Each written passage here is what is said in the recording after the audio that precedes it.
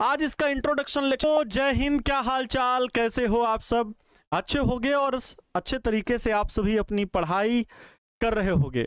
प्यारे साथियों, आपको जैसा पता है कि हम लोग बुक 1 फिजिक्स की पूरी कंप्लीट कर चुके हैं और अब बुक नंबर 2 की शुरुआत है, जिसमें हम फिजिक्स की सबसे बड़ी ब्रांच प्रकाशिकी को पढ़ने वाले हैं। आज इसका इंट्रोडक्शन लेक्चर है, zero to hero, first class, आसान भाषा में समझें। हम आपको बताएंगे वास्तव में प्रकाश क्या है, प्रकाश का परावर्तन कैसे होता है, ये चैप्टर कितना महत्वपूर्ण है, टॉपिक कौन कौन से इस चैप्टर से रिलेटेड पढ़ने हैं जो आपके बोर्ड एग्जाम में मदद करेंगे। तो जल्दी से क्लास को शेयर कर दीजिए अपने दोस्तों के बीच, क्योंकि मैंने कहा था बिहार का कोई बच्चा नहीं बचना चाहिए जो आज की क्लास में ना जुड़े। वे सभी बच्चे जुड़ने चाहिए जो इस वर्ष बिहार बोर्ड परीक्षा 2027 में बैठने वाले हैं या किसी भी बोर्ड से हो। शेयर कर दो सभी जगह और क्लास को लाइक कर दीजिए बिना देरी किए। क्लास को लाइक कर देंगे सभी बच्चे, शेयर और लाइक हो जाना चाहिए। नमस्तुभ्यम, नमस्कार, अभिनंदन, आभार आप सभी प्यारे बच्चों का। राधे राधे, जय श्री राम, सीताराम, हर हर महादेव, जय माता दी। मेरा नाम आनंद अवस्थी, स्वागत करते हैं आप सभी का आपके बनाए इस प्यारे से प्लेटफॉर्म पर। और अब मुझे उम्मीद है कि इस क्लास को आप लास्ट तक बेहतरीन तरीके से करोगे और एक एक पॉइंट को नोट डाउन करते हुए चलोगे। क्या आप वरदान बैच से जुड़ चुके हैं? और अगर नहीं जुड़े हैं तो अभी भी आपके पास मौका है, क्योंकि पूरा जो कॉन्सेप्ट मैप है वो बच्चों प्रकाशिकी, हम जब चैप्टर नंबर 9 पढ़ते हैं तो प्रकाश संबंधित पूरी घटनाएं पढ़ते हैं। पहले हम किरण प्रकाश की पढ़ते हैं, फिर तरंग प्रकाश की पढ़ते हैं। और किरण प्रकाशिकी में क्या कुछ खास है, किरण प्रकाशिकी को क्यों अलग कहा गया, तरंग प्रकाशिकी क्यों अलग पढ़ते हैं, दोनों में हम विस्तार पूर्वक समझाएंगे। बहुत बेसिक से समझाएंगे कि वास्तव में किरण प्रकाशिकी किस लिए अलग है और तरंग प्रकाशिकी किस लिए अलग है। किरण प्रकाशिकी, प्रकाश का अपवर्तन पढ़ेंगे, प्रकाश का परावर्तन पढ़ेंगे, समतल दर्पण पढ़ेंगे, गोलीय दर्पण पढ़ेंगे और फिर हम लोग यहाँ पर क्रांतिक कोण पूर्ण आंतरिक परावर्तन भी पढ़ेंगे। ये आपने 10th में थोड़ा बहुत पढ़ा है। कहां पर पढ़ा है बाबू? 10th में आपने इस सब्जेक्ट को, ये टॉपिक को थोड़ा सा पढ़ा है, ठीक है। गोलीय सतहों पर लेंस में अपवर्तन पढ़ेंगे, उत्तल लेंस, अवतल लेंस, लेंस का सूत्र पढ़ेंगे, लेंस की क्षमता का सूत्र पढ़ेंगे, प्रिज्म के अपवर्तनांक का सूत्र पढ़ेंगे, सातों रंग जो प्रिज्म द्वारा निकलते हैं जिसे न्यूटन सर ने बताया था वो आप लोग पढ़ोगे। साथ ही साथ आप लोग प्रकाशिक यंत्र में मानव नेत्र पढ़ोगे, सूक्ष्मदर्शी पढ़ोगे, दूरदर्शी पढ़ोगे। ये इतना सब कुछ आपको इस चैप्टर में पढ़ना है। अगर इस चैप्टर के हम महत्वपूर्ण अंकों की बात करें तो इस चैप्टर से लगभग आपको बच्चों, लगभग आपको 20 से ज्यादा नंबर का ये चैप्टर आता है। 20 से ज्यादा नंबर का चैप्टर आता है। अगर मैं कहूं इसमें एक 5 अंक का क्वेश्चन तो यहां से आ जाता है, एक 5 अंक का क्वेश्चन यहां से आ जाता है। 2026 बोर्ड एग्जाम में आया था, मैंने एक दिन पहले क्लास ली थी, जैसे कल एग्जाम होना है, और आज मैंने दोपहर में सब्जेक्टिव की क्लास ली। लॉन्ग क्वेश्चन में मैंने बताया कि मानव नेत्र तथा दृष्टि दोष क्या है और उनके निवारण की समस्त उल्लेख करना था, और वो मैंने लिखा, ऐसे लिख रहा था कि ये 2026 बोर्ड एग्जाम कल के लिए बहुत महत्वपूर्ण है और वो प्रश्न आ गया। प्रिज्म के अपवर्तन का सूत्र मैंने लिखा एक दिन पहले लगभग मैंने 20-22 लॉन्ग क्वेश्चन बताए और 4 लॉन्ग क्वेश्चन फंस गए, 4 लॉन्ग क्वेश्चन। और लेकिन ये डिटेल में हम लोगों को पढ़ना है, पहले चैप्टर डिटेल में, फिर आपको मोस्ट इंपॉर्टेंट भी बताएंगे। यहां पर अगर हम 5 अंक की बात करें तो सूक्ष्मदर्शी और दूरदर्शी से इस बार एक क्वेश्चन जरूर आएगा। दूरदर्शी में खगोलीय दूरदर्शी की आवर्धन क्षमता निकालने का सूत्र बहुत महत्वपूर्ण हो सकता है। और 2 अंक में प्रश्न बनने वाला है, या तो सूक्ष्मदर्शी या दूरदर्शी का केवल चित्र बनाने का प्रश्न आ सकता है, केवल चित्र बनाने का, यहां से प्रश्न जरूर बनेगा। मानव नेत्र से संबंधित जो दृष्टि दोष होते हैं तो 2 अंक का प्रश्न आएगा, इस बार 5 अंक का नहीं आएगा। तो यहां से आपका 5 अंक का प्रश्न बनना इस बार भी बिल्कुल श्योर है, बिल्कुल श्योर है। और इस तरफ से भी आप प्रिज्म के अपवर्तन का सूत्र तो नहीं, लेकिन गोलीय पृष्ठ पर अपवर्तन का सूत्र, गोलीय पृष्ठ पर मतलब लेंस से संबंधित प्रश्न आपका 5 अंक का जरूर आएगा। बाकी बच्चों 2 इसके लॉन्ग क्वेश्चन इस चैप्टर से आ जाते हैं और 2-2 अंक के, ठीक है, 2-2 अंक के लगभग इस चैप्टर से 3 प्रश्न आ जाते हैं, 2-3 प्रश्न, 4-5 ऑब्जेक्टिव, 7-8 ऑब्जेक्टिव आते हैं इस चैप्टर से। तो ओवरऑल ये 20 से ज्यादा नंबर दिलाने वाला चैप्टर है। अब बताओ, अगर ये आप इस चैप्टर को बहुत अच्छे तरीके से पढ़ोगे तो फिजिक्स में आपको पेपर आएगा बच्चों 140 अंक का, और 140 अंक में आपको बनाने होंगे 70 अंक, जिसमें से 20 अंक आपका अकेले ये चैप्टर देगा, 20 अंक अकेले ये चैप्टर देगा। अब बताओ, 140 में 20 अंक का पूछा जाएगा और ये 20 अंक आप पूरे बना लेते हो तो 70 में 20, 70 में 20 है खास कि नहीं? इसलिए इस चैप्टर को बहुत ध्यान से पढ़ना है। आइए चलिए अब शुरुआत करें। समझ गए ये चैप्टर कितना महत्वपूर्ण है? यस और नो? जल्दी से बताइए, समझ गए चैप्टर महत्वपूर्ण है? और इसके एक एक कॉन्सेप्ट को अपने दिल में उतार लेना, बस फिर समझना प्रकाश की आपके लिए हमेशा हमेशा के लिए आपकी हो जाएगी, ठीक है। चलो, तो सबसे पहले हम लोगों को पढ़ना क्या है कि आप प्रकाश किसे कहते हो, प्रकाश किसे कहते हैं। आइए, जब प्रकाश की शुरुआत हुई है तो सबसे पहले तो जाना जाए लाइट क्या है। सर ये डिफिनेशन आती है क्या कि प्रकाश किसे कहते हैं? अरे भैया, ये चैप्टर का शुरुआत है, पहले समझोगे तो। प्रकाश क्या है ये परिभाषा पूछी जाएगी 12th में, बताओ, इंटरमीडिएट परीक्षा में। लेकिन कुछ बच्चों से प्रकाश की परिभाषा चाहे जब पूछ लो, खड़े होकर ऐसे ऑफलाइन में मैंने देखा, जब पूछो ना तो ऐसे सीधे खड़े होंगे, एकदम सीधे। और जैसे ही पूछोगे तुम बताओ प्रकाश की परिभाषा क्या है, तुरंत ऐसे सीधे खड़े होकर बताएंगे प्रकाश एक प्रकार की ऊर्जा है जो हमें वस्तुओं को देखने में सहायता करती है। आंखें इधर घूम रही हैं, कहीं इधर घूम रही हैं, कहीं नीचे हैं, प्रकाश एक आपसे आई कांटेक्ट करके नहीं जवाब देंगे। और पर्सनालिटी डेवलपमेंट में सिखाया जाता है, जब भी पर्सनालिटी डेवलपमेंट का कोई कोर्स करोगे, हाँ, या कोई भी चीज़ें पढ़ोगे आगे इन फ्यूचर में, तो आपको यहाँ बताया जाता है कि किसी भी प्रश्न का जब जवाब दिया जाता है, या आप यूपीएससी का इंटरव्यू के लिए तैयारी करोगे, किसी भी इंटरव्यू की तैयारी करोगे, तो वहाँ आपको ट्रेनिंग में यही कहा जाएगा कि हमेशा इंटरव्यूअर से आई कांटेक्ट करके जवाब देना होता है। लेकिन नहीं, ऐसे कहेंगे प्रकाश एक प्रकार की ऊर्जा है, इधर उधर देखेंगे, दीवार के उस कोने में, कहीं दीवार के इस कोने में, प्रकाश एक प्रकार की ऊर्जा है जो हमारी आंखों को, वस्तुओं को देखने में मदद करती है, ऐसे बताते हैं। वास्तव में प्रकाश क्या है यार? प्रकाश क्या है? ऊर्जा है, बहुत अच्छी बात है, लेकिन हम लोगों ने पिछले चैप्टर में यार पढ़ा ना कि प्रकाश क्या है। प्रकाश एक प्रकार की इलेक्ट्रोमैग्नेटिक वेव है यार, उतनी देर से बता रहा हूं फिर भी नहीं समझ में आ रहा है बात। हाँ, प्रकाश एक प्रकार की विद्युत चुंबकीय तरंग है, एक प्रकार की विकिरण ऊर्जा तो है, लेकिन ये विकिरण ऊर्जा किस रूप में चलती है? विद्युत चुंबकीय तरंगों के रूप में चलती है। तो इसकी परिभाषा में हम लोग यही लिखते हैं कि प्रकाश जो है, प्रकाश एक विकिरण ऊर्जा है, प्रकाश एक विकिरण ऊर्जा है, विकिरण ऊर्जा है जो विद्युत चुंबकीय तरंगों के रूप में चलती है, जो विद्युत चुंबकीय तरंगों के रूप में चलता है, जो विद्युत चुंबकीय तरंगों के रूप में चलता है, तरंगों के रूप में चलता है, तरंगों के रूप में चलता है। यह हमारी प्रकाश हमारी आंखों में संवेदना प्रकट करता है, दृष्टि संवेदना, अर्थात जब से ही आंखों में प्रकाश पड़ता है तो हमें संवेदित करता है कि यहां पर कोई वस्तु रखी, मतलब प्रकाश परावर्तित या अपवर्तित होकर के हमारी आंखों में पड़ता है। तो आप साधारण भाषा में यह भी लिख सकते हो कि प्रकाश दूसरी वस्तुओं को देखने में मदद करता है, ठीक है, या हमारी आंखों में दृष्टि संवेदना प्रकट करता है, जैसे शब्द लिखना चाहो। प्रकाश वस्तुओं को देखने में सहायता करता है, प्रकाश वस्तुओं को देखने में सहायता करता है, देखने में सहायता करता है। या सबसे बढ़िया पता क्या लिखोगे कि प्रकाश हमारी आंखों को संवेदित करता है, मतलब प्यारे, मतलब ऐसे शब्द लिखोगे एग्जामिनर खुश हो जाए, एग्जामिनर खुश हो जाए। प्रकाश हमारी आंखों को संवेदित करता है, हमारी आंखों को संवेदित करता है। यार एग्जामिनर को खुश करना है ना, आपके पास कॉपी है उसे खुश करने के लिए कि वो अच्छे अंक दे। काजू कतली या लड्डू नहीं है जो जाके बांट दोगे और कहोगे कि भैया हमको दे दो अच्छे अंक। हमारी आंखों को संवेदित करता है, हमारी आंखों को संवेदित करता है। चलिए जल्दी से आप सभी लोग इस परिभाषा को लिखेंगे सबसे पहले। तो अब बात आती विद्युत चुंबकीय तरंग है, तो सर इसको हम लोगों ने कहां पढ़ा? आप लोगों ने 7 प्रकार की विद्युत चुंबकीय तरंगें पढ़ी थी। मुझे जवाब में बताना कि हाँ सर 7 प्रकार की विद्युत चुंबकीय तरंगें पढ़ी थी। क्या आपने रेडियो को माइक्रोवेव से जोड़ते ही वो कहानी नहीं पढ़ी जो मैंने एकदम ट्रिक बताई थी अच्छे तरीके से? किन किन बच्चों को याद है बताओ? गरीबी बहुत रुलाती है रवि कुमार जी, क्यों? सर लिख लिए, बहुत अच्छी बात है। हाँ गुरु जी राधे राधे राधे राधे।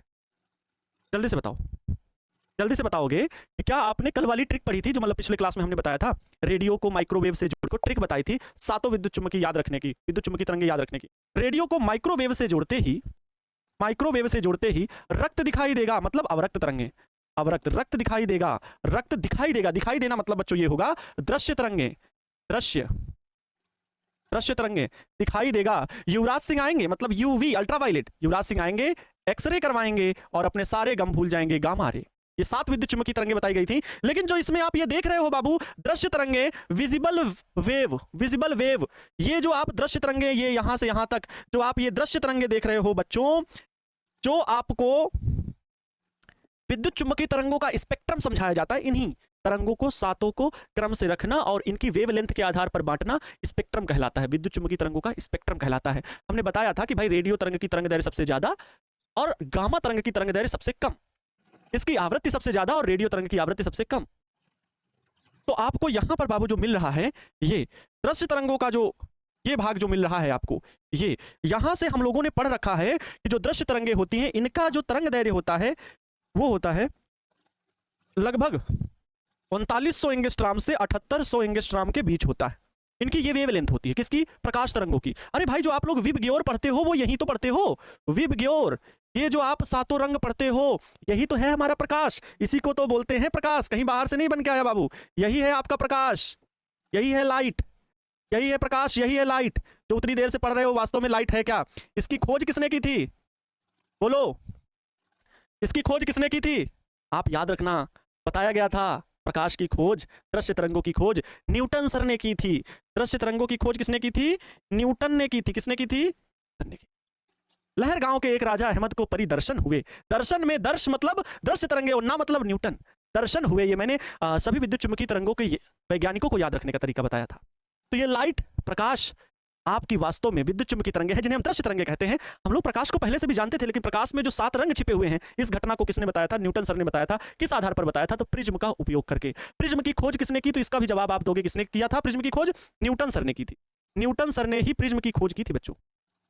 सारे वैज्ञानिक कांच के तलों को गोलाकार काट के ऐसे ऐसे जोड़ रहे थे, ये आए ट्रायंगल शेप में जोड़ दिए, ये लो भैया हम बना दिए एक नया प्रोडक्ट। इनके अंदर अलग विशेष क्षमता थी भाई। इनकी बायोग्राफी पढ़ोगे ना, वाकई में गजब के दार्शनिक आदमी थे। ठीक है, तो प्रकाश संबंधित ये घटना समझ में आ गई। प्रकाश क्या है यार, कैसे चलता है? प्रकाश सीधी रेखा में चलता है। बहुत सारी बातें हैं प्रकाश से संबंधित जो हम लोग लिखेंगे, एक एक पॉइंट को डिस्कस करेंगे। प्रकाश सीधी रेखा में चलता है।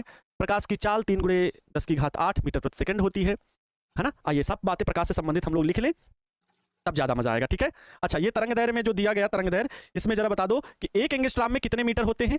अगर 1 एंगस्ट्रॉम बराबर कहा जाए तो 10⁻−10 मीटर होते हैं। 1 एंगस्ट्रॉम बराबर 10⁻−10 मीटर होते हैं बच्चों। यही है प्रकाश। अब प्रकाश की परिभाषा आपसे कोई पूछेगा प्रकाश क्या है, तो प्रकाश एक प्रकार की विद्युत चुम्बकीय तरंग है। ये एक विकिरण ऊर्जा है जो हमारी आंखों में दृश्य संवेदना प्रकट करता है या हमारी आंखों को संवेदित करता है, वस्तुओं को देखने में मदद करता है। अब इसकी कुछ खास बातें क्या हैं, आइए समझते हैं। सबसे पहले लिखेंगे कि प्रकाश सीधी रेखा में चलता है। प्रकाश कैसे चलता है? प्रकाश सीधी रेखा में चलता है। सीधी रेखा में चलता है। सीधी रेखा में चलता है। सीधी रेखा में चलता है। प्रकाश सीधी रेखा में चलता है। हम लोग किरण प्रकाश की बच्चों पढ़ रहे हैं, तो किरण प्रकाशिकी में हम लोग ये जानते हैं कि प्रकाश किरणों के रूप में चलता है, लेकिन वास्तव में प्रकाश ऐसे ऐसे तरंग के रूप में ही चलता है, लेकिन वो इतने तरंगे छोटी होती दिखती नहीं, विद्युत चुम्बकीय तरंगों के रूप में ही चलता है, इसलिए हम इसे सीधी रेखा में ही दर्शाते हैं। तो प्रकाश किरणों के रूप में चलता है। प्रकाश यहां पे लिख देते हैं ना, प्रकाश या प्रकाश सीधी रेखा में चलता है जिसे किरण कहते हैं ना, ऐसे लिख देते हैं, जिसे किरण कहते हैं। किरण कहते हैं, अर्थात अगर हमें एक छोटा सा एग्जाम्पल बनाना हो तो इस तरह से बनाएंगे। ठीक है, अगर आपको प्रकाश की परिभाषा और प्रकाश का वास्तविक स्वरूप समझ में आया है बाबू, 10th से कुछ अलग हटके अगर आपने आज यहां सीखा है, तो प्लीज क्लास को लाइक जरूर करिएगा। क्योंकि मतलब 10th से अलग का मतलब, क्योंकि वहां पर विद्युत चुम्बकीय तरंगे आप नहीं जानते थे, इलेक्ट्रोमैग्नेटिक वेव नहीं जानते थे। जब आपने 8वां चैप्टर पढ़ा, कुछ लोग क्या करते हैं, मैंने बड़े बड़े टीचर्स को देखा है बहुत बड़ी मिस्टेक करते हैं। 10th के बच्चे वो नहीं, 10th के बच्चे जो हैं, चलो ठीक है 10th में उन लोगों ने पढ़ा नहीं इलेक्ट्रोमैग्नेटिक वेव, और बहुत सारे टीचर्स करते हैं कि प्रकाशिकी से शुरुआत कर देते हैं बिना इलेक्ट्रोमैग्नेटिज्म पढ़ाए। मैं कहता हूँ यार, भले छोटी सी चीज हो, छोटी सी इकाई हो, अगर हमारे बॉडी का एक सेल्स खराब होता है ना, तो पूरी बॉडी को खराब कर सकता है। वैसे ही अगर जब बच्चों को जब इलेक्ट्रोमैग्नेटिक वेव यार बनी कहाँ से, इलेक्ट्रोमैग्नेटिक वेव चलती कैसे हैं, जब उसके बारे में नॉलेज नहीं होगा, तो आप प्रकाश की कैसे पढ़ा सकते हो, कैसे सिखा सकते हो? ये होता है। हाँ, IIT JEE के कॉन्सेप्ट में क्या होता है, बच्चे ऑलरेडी 11th 12th पढ़ चुके होते हैं, तो नीट का, IIT का, CUET का प्रिपरेशन की आवश्यकता नहीं होती, इसीलिए प्रकाश वहां से चलकर वहां तक आ जाता है। वहां की ऊष्मा, सूर्य की ऊष्मा सोचो यहां तक चली आती है, इसलिए विकिरण ऊर्जा भी बोला गया है। प्रकाश एक प्रकार की विकिरण ऊर्जा है, यह भी कहा गया आपसे। तो छोटे छोटे कॉन्सेप्ट हैं, लेकिन बड़ी मोटी बातें हैं। पढ़ो ऐसा कि दूसरे को पढ़ा सको। यार कोई क्वेश्चन आपसे कर पड़ा तो इधर उधर थोड़ी देखोगे, उसके जवाब खोज के रखोगे ना।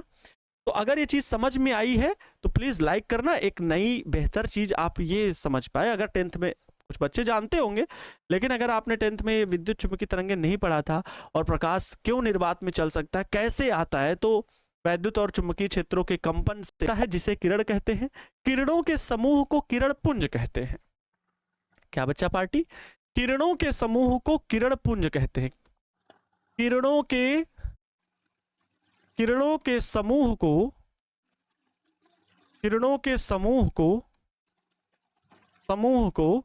किरण पुंज कहते हैं।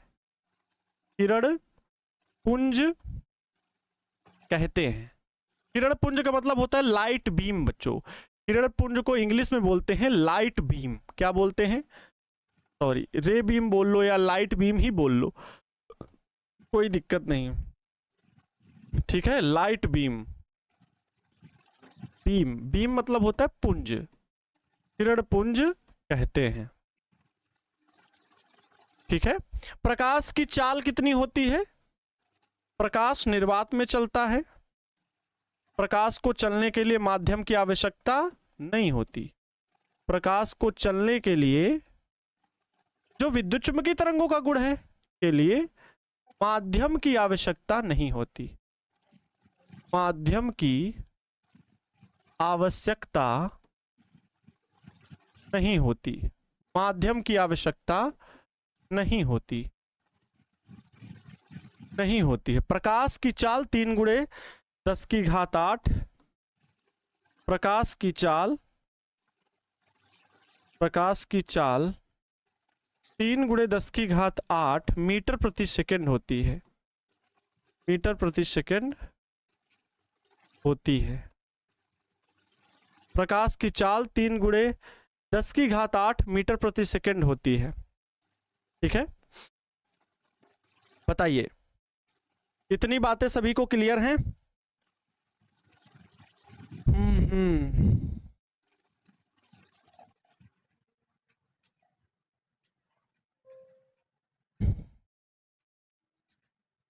ठीक है, क्लियर। एक चाहो तो और बहुत सारे पॉइंट हैं कि प्रकाश में अपवर्तन होता है, प्रकाश में परावर्तन होता है, प्रकाश की तो बहुत सारी घटनाएं हैं, है ना। तो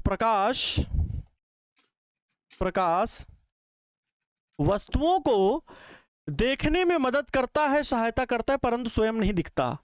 प्रकाश वस्तुओं को देखने में